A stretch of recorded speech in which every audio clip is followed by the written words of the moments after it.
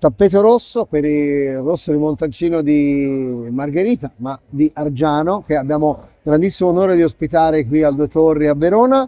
E il protagonista stasera è il rosso. Come nasce il rosso del Montalcino e soprattutto come nasce Argiano e per chi lo pensate questo vino? Bene, grandissimo piacere mio invece essere qua stasera perché non sono tante le occasioni che abbiamo per raccontare e avere un focus proprio sul rosso di Montalcino, che per noi non è assolutamente il vino d'entrata, il fratellino, è un vino che ha assolutamente la sua identità molto chiara di un sangiovese giovane che racconta il territorio allo stesso modo del Brunello che ci rende famosi in tutto il mondo, però in una versione più immediata e di grandissima piacevolezza.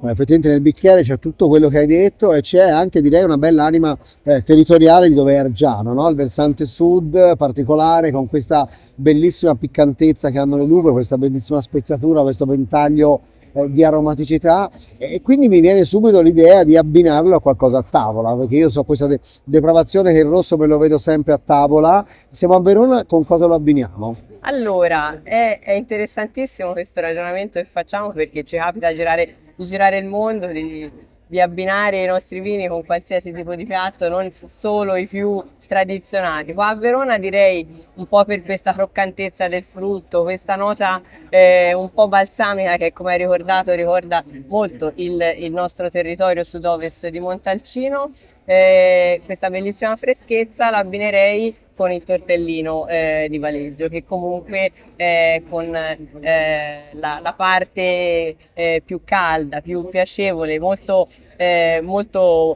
buona del tortellino insieme a questa Beh, c'è anche freschezza, una bella grassezza la nel tortellino grassezza, e questa esatto, freschezza è fa un pari. abbinamento che ci sta alla grande. Andiamo a farcelo servire, grazie mille. Grazie a te.